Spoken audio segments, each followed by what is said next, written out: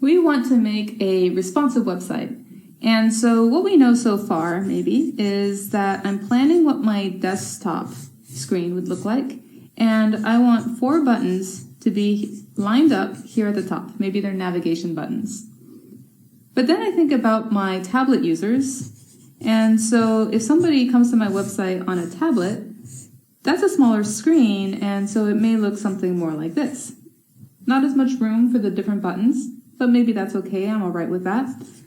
Until I think about what happens if somebody comes to the website on their phone.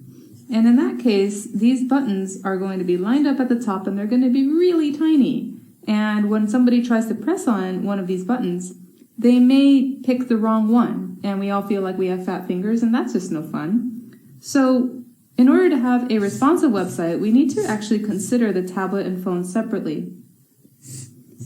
Let's plan a design that's better suited for these smaller screens. So for example, on a tablet, I might want 2 rows of 2 buttons, and then on a phone, I may actually stack those buttons one on top of the other.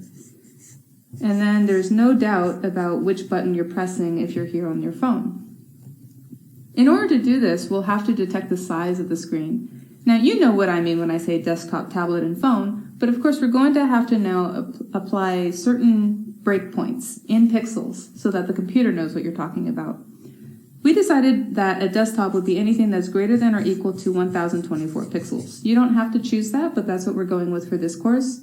For a tablet, that's anything between 481 pixels to 1023, which leaves a phone to be anything that's less than or equal to 480 pixels. Again, choose your own breakpoints, but these are the breakpoints that we're using for this course. Now, I'm going to actually leave this challenge up to you. How would you actually set the sizes and the positioning of these buttons depending on the size of the screen? However, I will walk you through the logic, and I'll use colors to walk you through the logic, leaving you to take on the challenge of positioning and layout.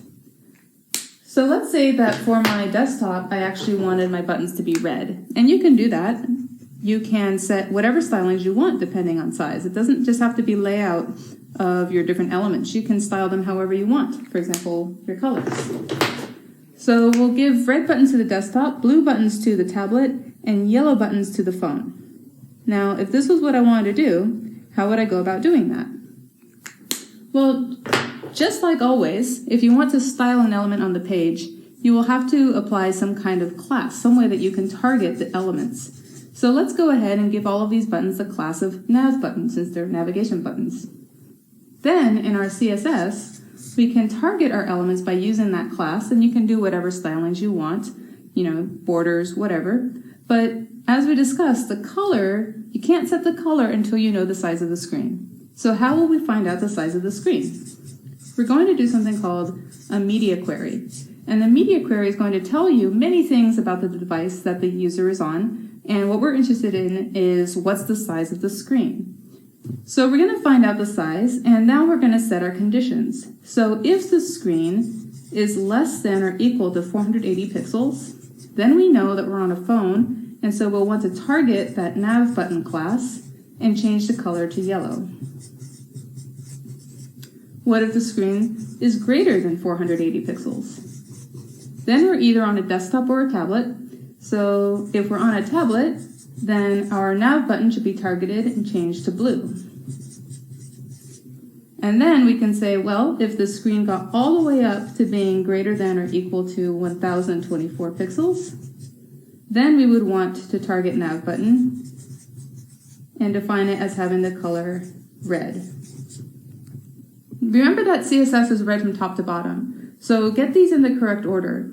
If you flip these around, then you could satisfy the condition of being both greater than 480 and bigger than 1024 pixels. But then the 480 would win because it came after. So just remember that CSS is read from top to bottom, and you'll be fine. So there you have it. That's what you need in order to build responsive websites. You'll need to do your media queries in order to determine the size of your screen, and then you'll set up your conditions and set up your stylings depending on the conditions of the screen size. You're well on your way to responsive web design. Right here, I have a responsive website. Now it is responsive because when I reduce the screen size, the button colors are changing. So with small screens, my buttons are yellow. With larger screens, my buttons are blue. And then finally with large screens, my buttons are red. This might not be exactly the most useful responsive website, but it is responsive. So I'm going to leave it to you to figure out how to arrange these buttons in a way that's actually useful to the user. But let's at least explore the logic and see how I did this. So here when we come to my HTML, we can see that I have 4 buttons and they all have the class of nav button. When I go to my styles, you can see that I did use nav button in order to style the buttons some. And in this case, I just went with straight old pixels. So they all have a width of 200 pixels and a height of 150. Now here's where it's getting a little interesting. So here we're making media queries, and what we're doing here is we're checking to see that the user is using a device that is a screen. There are other devices out there, but right now we're only interested in screens. And we're checking to see if the width of that screen is 480 pixels or less. If that condition satisfies as true, then we will target nav button again, and we'll set the background color to yellow. If this evaluates as false, then we would just ignore this code right here, and we would move on to the next bit and check, well, are we on a screen that is 481 pixels or more? If that is true, then we'll target nav button and we'll change the background color to blue. However, that could be overwritten by the next section of code where we now check and see, is the min width 1024 pixels? So anything 1024 pixels and above, we would target nav button one more time and change that background color to red. So that explains what you're seeing here. Right now we're greater than 1024 pixels, and so our buttons had been assigned to be blue, but then had been overwritten and changed to red. When we are less than 1024 pixels, but greater than 480, then our buttons would be blue, and then finally they would be yellow when the screen is smaller than 480. So again, your challenge is to arrange the buttons in a way that's actually useful. So right now, I kind of like it how the buttons stack up one on top of the other when the screen is small.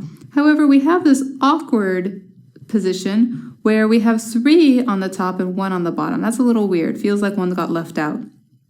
So see if you can fix that and make it so that it will go from the 2 rows of 2 straight to the 1 row of 4, and that it won't go through that awkward position. Can't wait to see what you come up with.